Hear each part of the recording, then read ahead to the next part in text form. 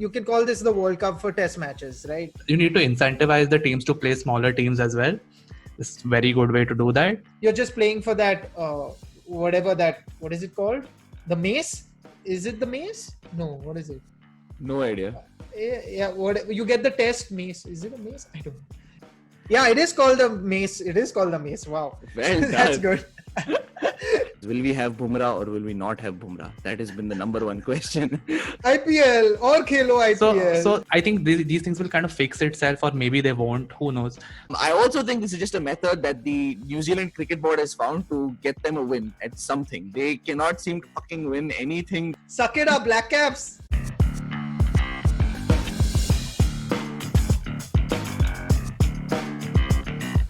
Hey everyone, and welcome back to another episode of All About Sports, the podcast, a podcast that's done weekly by fans for the fans, trying to cover as many sports as we can. You have your hosts today. I'm Rishabh. We're joined by Aniket Gui. What up? And Mazhar Gadiwala. Hey everyone. So before we go into this week's episode, let me quickly remind you of last week's episode.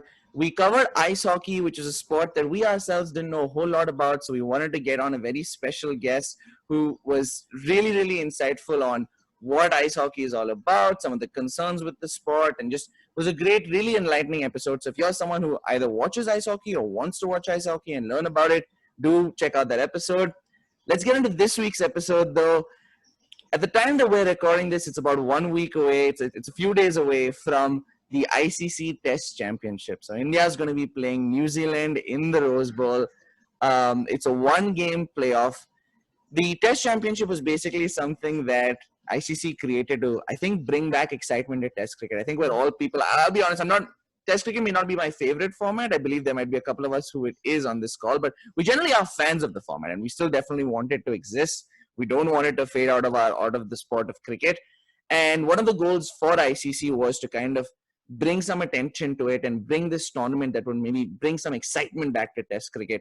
Let me really quickly, guys, go over the format of the tournament. The way it basically starts, that there are 9 of the 12 Test-playing nations that are playing in this tournament, each of whom was scheduled to play a Test series against 6 of the other 8 teams. And the series can be between 2 to 5 matches, and you have to play 3 at home and then 3 away. And it doesn't have to be the same number of, it doesn't have to be the same number of tests, but the total that you can score at the end of each series was 120 points.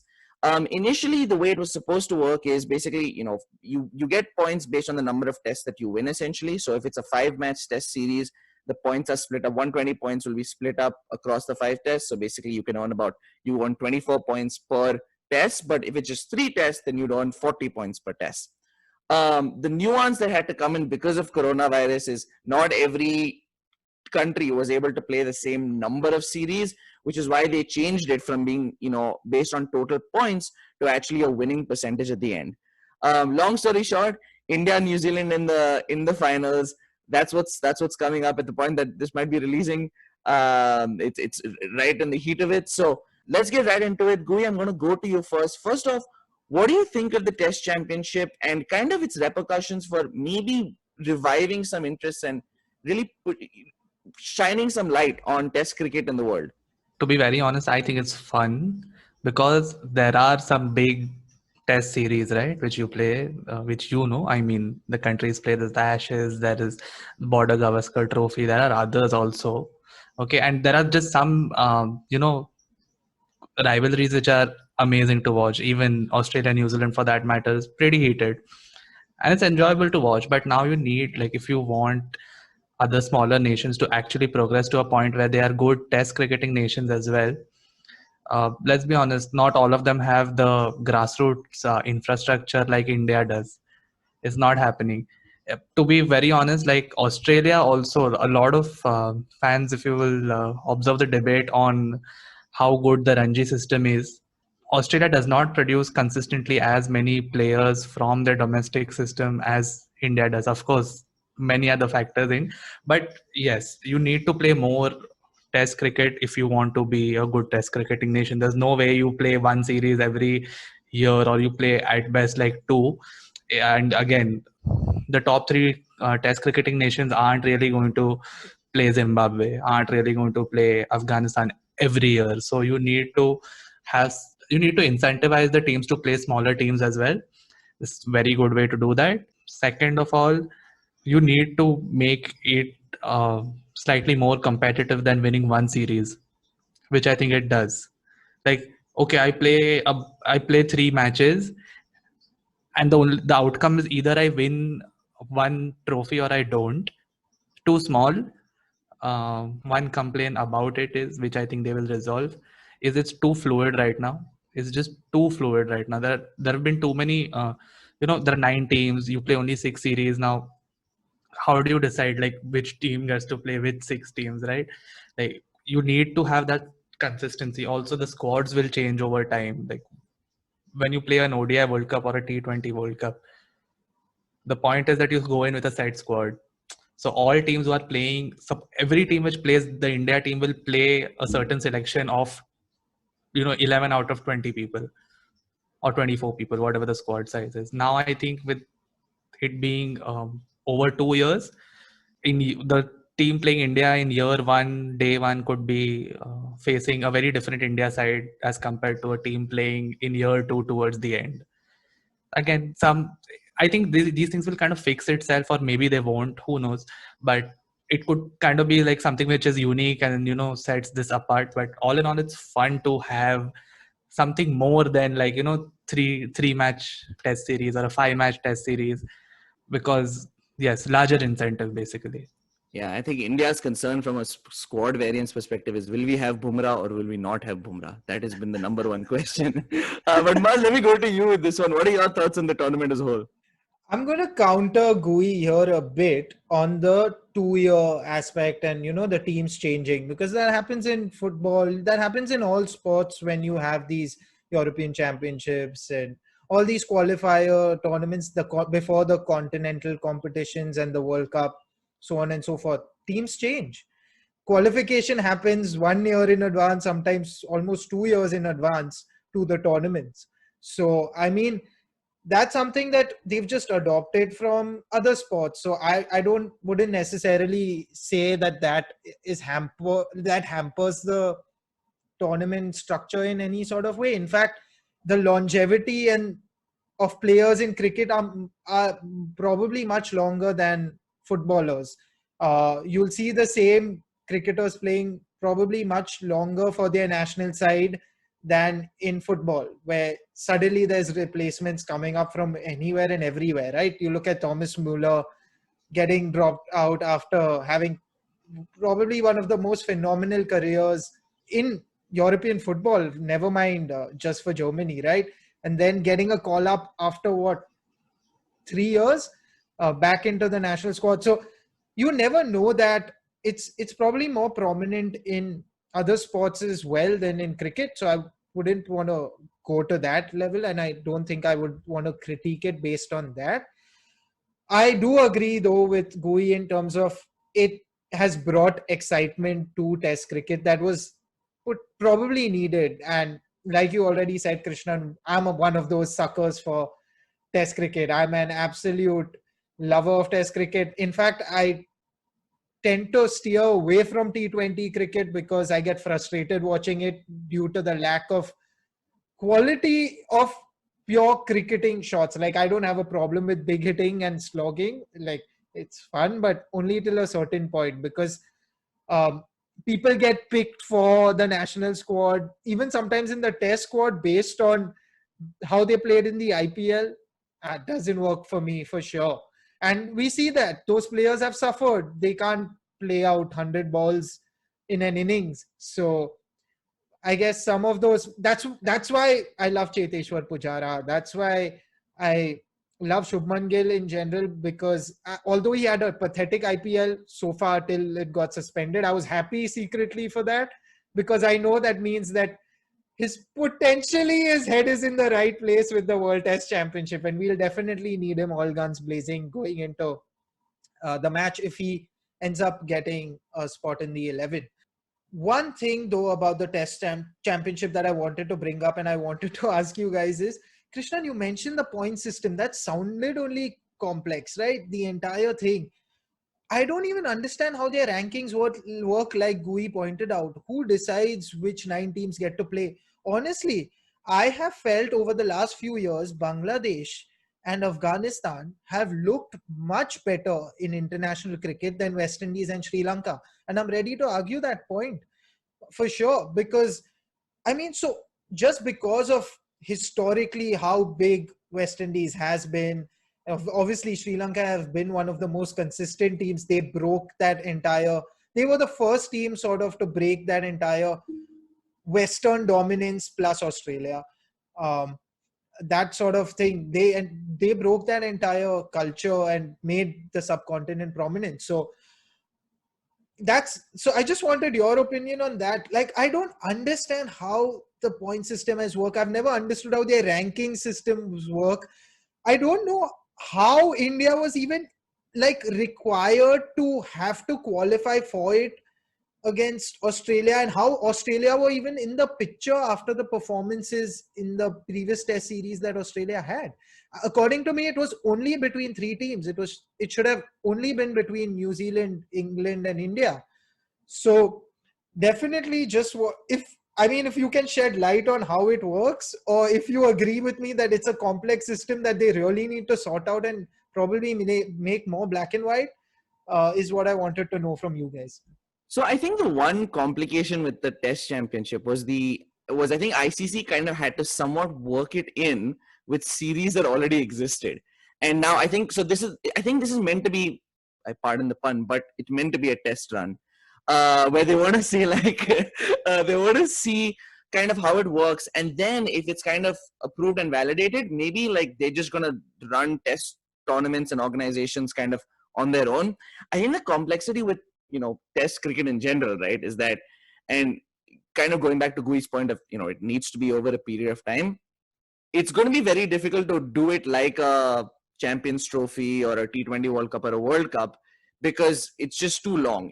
At the end of the day, you just have to rely on the national organizations to organize these test series and then kind of work it in from a point system perspective into an overall tally. So which is why what ICC said is like, okay, we're organizing this tournament, we can vaguely now fit this into the like series that you kind of already have planned, and then we'll develop a point system around it. Can they probably evolve the point system and make it a little less complicated? I think so. I'm not too clear on this like 120 point system. It doesn't seem terrible, to be fair, but it's a little bit confusing.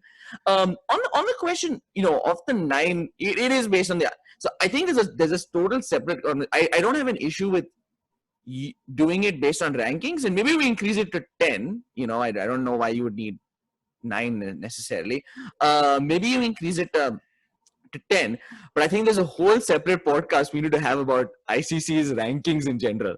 I have never been able to decide. To be fair, I'm not able to decide. Other than UFC's pound for pound rankings, I rarely understand most sports rankings. I rarely understand the FIFA rankings. I almost never understand the ICC rankings. So it's a bit of a mess. I think it is. So I think it's reasonable to base it off rankings. It's a separate question as to how good the rankings themselves are. But Gui, I don't know what your thoughts are on the point system and how it's working. So my only issue with what issues we are pointing out is maybe someone has thought about all of these things, okay, and there isn't a very good solution.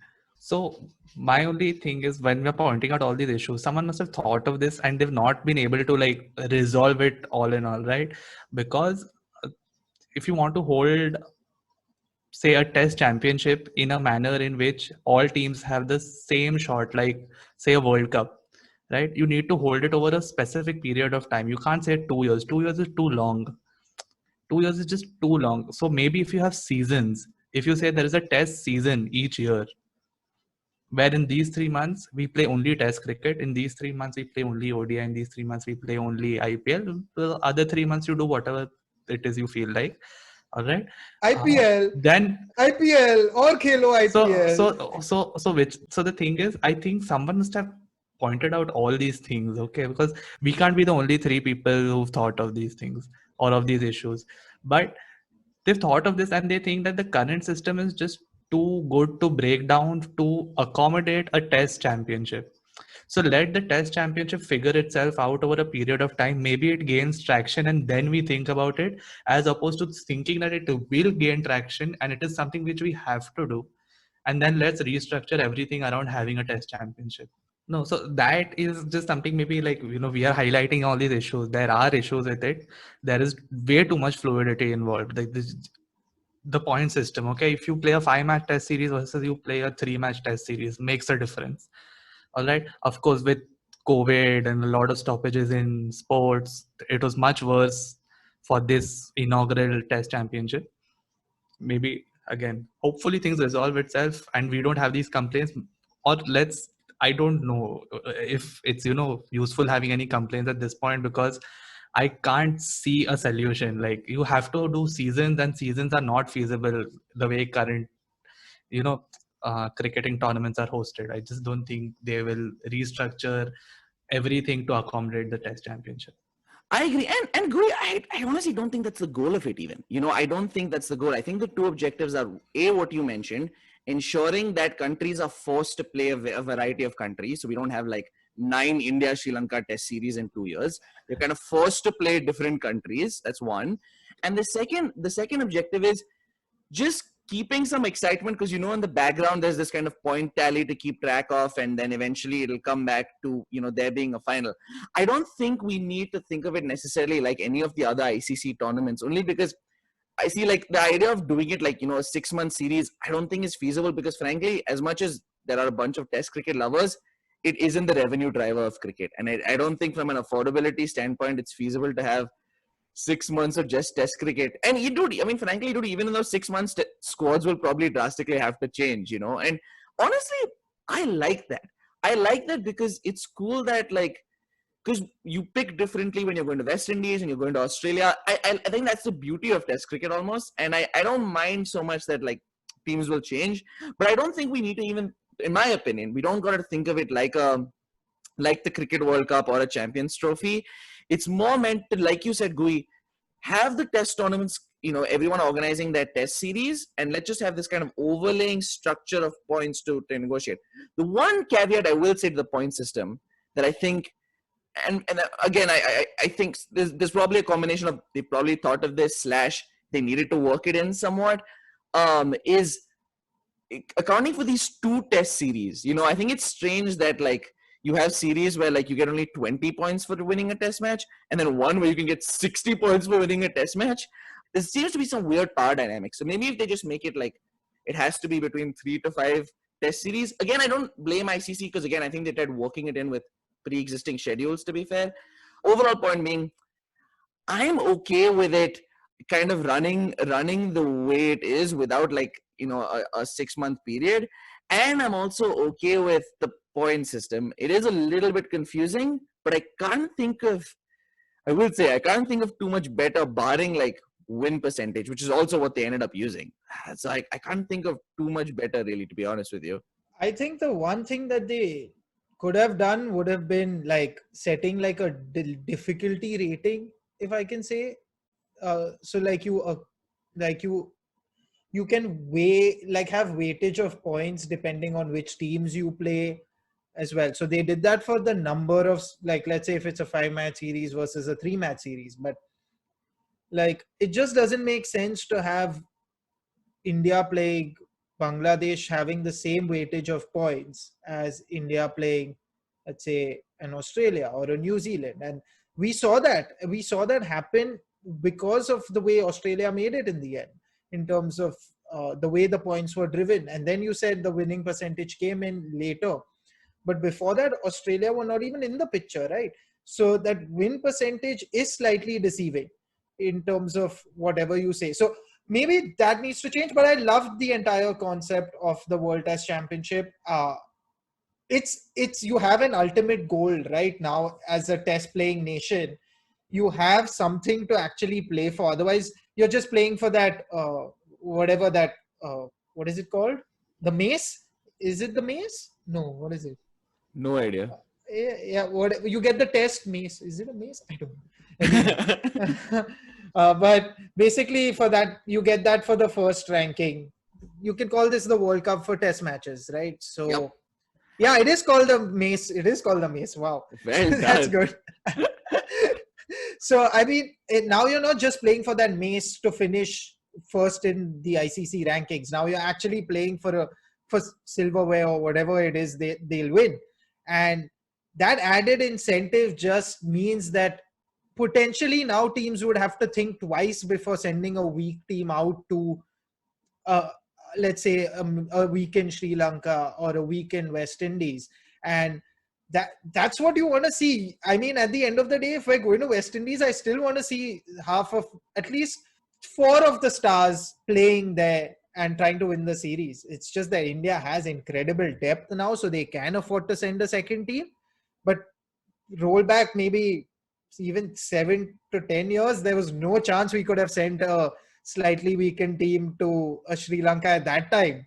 So I think There that was was no how second teams would have team. to. There was only one fixed starting 11.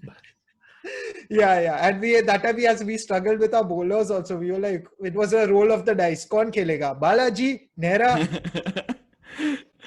So it was like that. Yeah.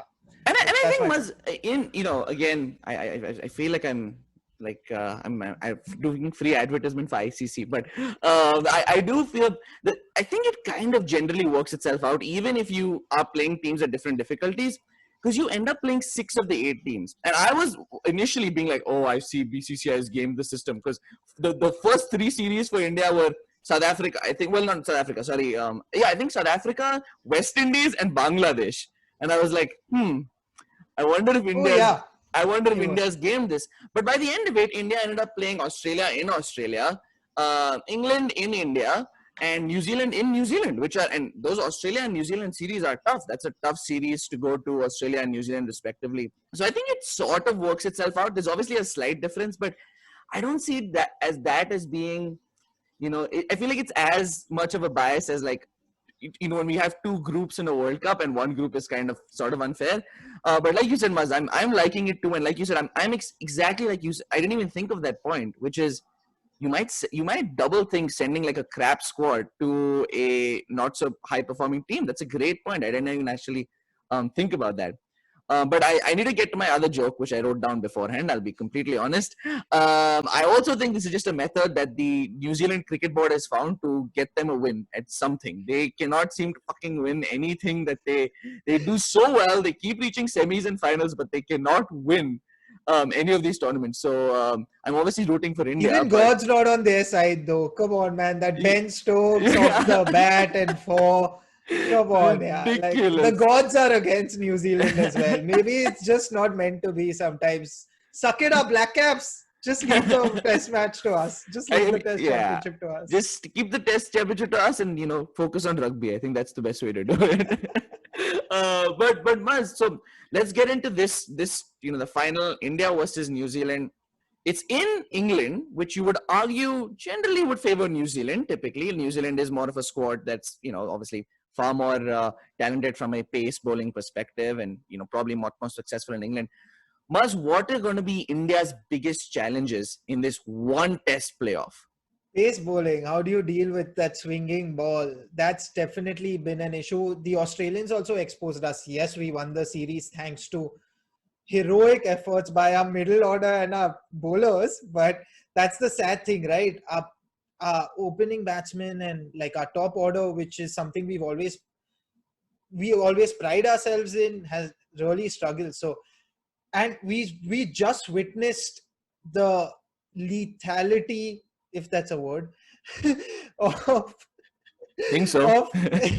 of Trent Bolt, Matt Henry, and Neil Wagner. They dominated England, and we're talking about beating England in England. And let's not forget, yes, England are in a transition phase with their test squad, but not so much so that they got absolutely battered by the Kiwis. So I think that's going to be definitely India's biggest challenge. Another challenge will be, again, I think it's twofold, right? It's a top order needs to perform, but then at the end of the day, they also have to manage to firstly deal with a top talented pace attack of New Zealand. So yeah, according to me, that's the biggest challenge. Absolutely, Maz. And you look at even if their squad is so deep from a pace bowling perspective. Amongst the names you didn't mention, there is even Kyle Jamieson, who's had a fantastic year so far. Tim Southey, who is also there, who might not even play with the fucking pace bowling talent they have. It's so stressful. Gu, you said you look like you're about to say something. What were your thoughts on that? So Indian batsmen historically, like the current crop, they have this arrangement between themselves where only one will show up in every test match. All right, one of them will score 150 runs, and the rest entire squad together will score 50 runs because no, this is it. So we have a 200 run cap in per inning over here. So which is the biggest challenge. Like it doesn't matter. The bowling attacks is secondary. These guys have been showing up in the same fashion against Stuart Broad and James Anderson for God knows how many years. If you go every time you turn up there, only one of you is going to show up. It won't matter who's bowling. And currently, the three names Mazhar has mentioned, even one of them gets going, it's going. You need how many balls do you need to get a player out? You need to bowl at best 3 good balls, and every ball over there is going to swing one way or the other. All of them know how to do it, and now they've gone to England and done it to England. So Indians are not playing. Indians are playing a squad match between themselves as practice. I mean, again, the Indian team is by far the best it has been in. Okay, we can't say this decade because this decade barely involves like what half a year or 1.5 year, however you do the counting of wherever the decade begins. But even if you take from the 2010 onwards, this squad seems like it's very solid. KL Rahul had a rough England. He did, right. His England series was pretty bad, right? Yeah, but again, he is also a doubt. I know it's going to be between Kohli and Rahane and Pujara to turn up in this one match. But again, if one of them shows up in the first innings and the other in the second innings, maybe it works because there's just one match, right? It's just one match, which kind of works in our favor because if it were a series, I think I'd be more worried, to be very honest. But let's see. Like I'm hoping for a fun game at least because you need to play for the win, right? And I will say the one piece of optimism for Indian cricket, which is I can say definitely in my lifetime I've never witnessed, our tail can bat. I have never in my entire life said this about Indian test cricket, ODI cricket, any form of cricket. I've never seen our tail bat as well as they have in this last 6 months. Unbelievable to see. It actually started with Praveen Kumar and Harbhajan Singh. I must say that. I think shout out to both of them. They really took it to the Aussies in Australia. I remember they slogged the living hell out of their bowlers. And after that, honestly, tailenders have turned over a new leaf. Especially now, we can bat till Bumrah. Only Bumrah can't bat in our first 11. Let's just say that. Because Shami can bat a bit. Ishant, we all know, he saved tests for us. He's won us tests. So I definitely agree with that. Ashwin and Jaddu, well, I mean, Jaddu is more of become the world-class batsman that we've seen in the past as well. And Ash, man, you put him in a fight, he's going to win. So, yeah. Absolutely. And it's I know people are maybe thinking like but remember Kumble scored a century and Ajit Agarkar scored a century. But what's different about this is our tail can form partnerships now. Like two people can bat together because when those Kumble and all, it was like one guy, they had to like maintain the strike. They couldn't like and Lakshman was at the other end. Lakshman shouting at Pragyan Oja.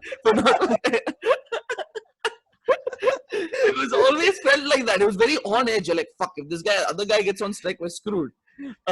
So guys, everyone, we're all super excited. One-off Test Championship. Obviously, we're rooting for India, but it's one of those things that, like, it's kind of nice that, like, if India loses, the one team I would like to lose, not be as mad to lose to, is New Zealand. They're such cool, wonderful people and wonderful ambassadors for the sport of cricket. The New Zealand cricket team. But with that, I had a couple of questions for y'all.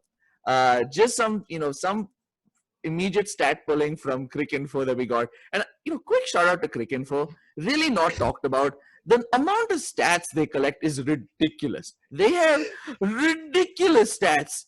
Unbelievable. I was talking to this with a friend recently. They have Gilchrist's performances in every single country. What his batting average is, his score in every single country. Unbelievable. Great job, Cricinfo. But let me quickly get into a couple of questions that I thought were kind of cool. So we talked a little. We know who is the number 1 and number 2 teams. Who are the last and second last team in the table for the Test Championships? Hint: it's not surprising. West Indies. Okay. I want to say Afghanistan, but so Afghanistan wasn't in it finally. Afghanistan wasn't in it finally. Okay, They won't. Sorry. Yeah. But so the right line of thought. That's kind of the right line of thought. Pakistan. Okay. I wasn't thinking about that religiously, but yeah. I was thinking. 1 second. No, it's neighboring, man. That's why exactly. You're being the racist here. I was just about to say, geographically, what else do I say? It's my bad. Buzz, who do you? Okay, so you said, let's say West Indies, Pakistan. Buzz, who do you have? Sri Lanka, Bangladesh. That's right. It is Sri Lanka, Bangladesh. So Bangladesh last and Sri Lanka second last. And I was going to say, Maz, we talked a little bit about this. The names at the back of the jerseys. We talked about this kind of offline.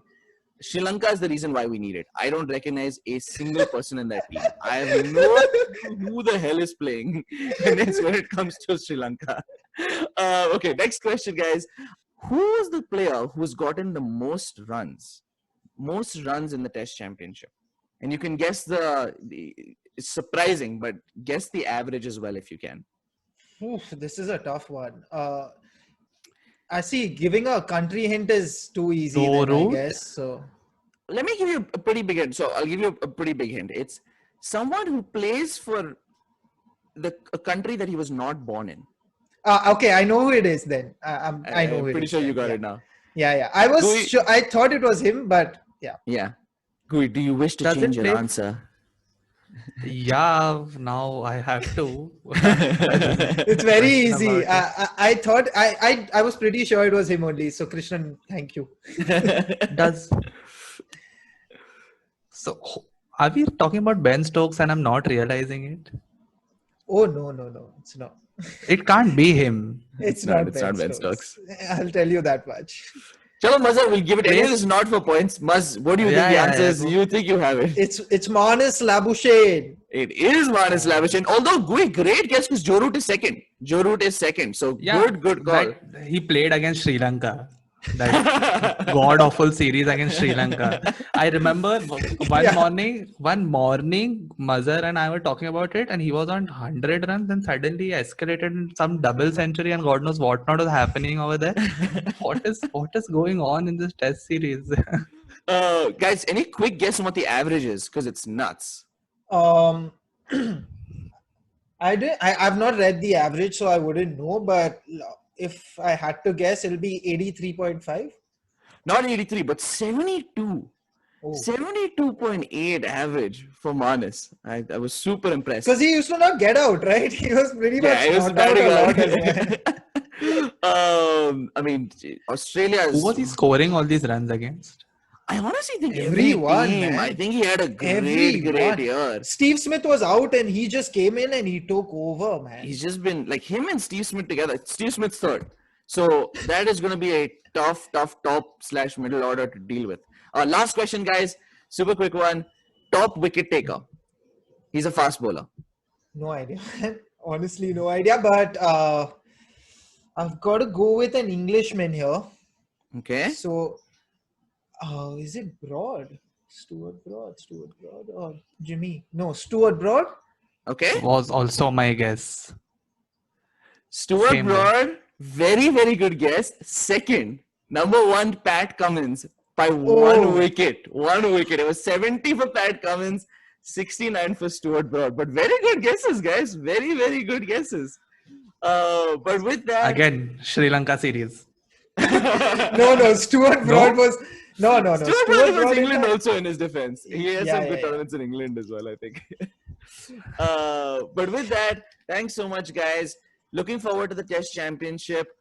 Obviously rooting for India, but I think it'll be a fun one. It is just one game, and if it's a draw, it just gets shared. So that's a little weird. But anyway, do leave a like, share this episode if you enjoyed it, like the episode if you liked it, and also just leave a comment on your thoughts on the Chess Championship, your thoughts on Test cricket in general, any other topics you'd like us to cover in cricket or in any other sport. Do let us know.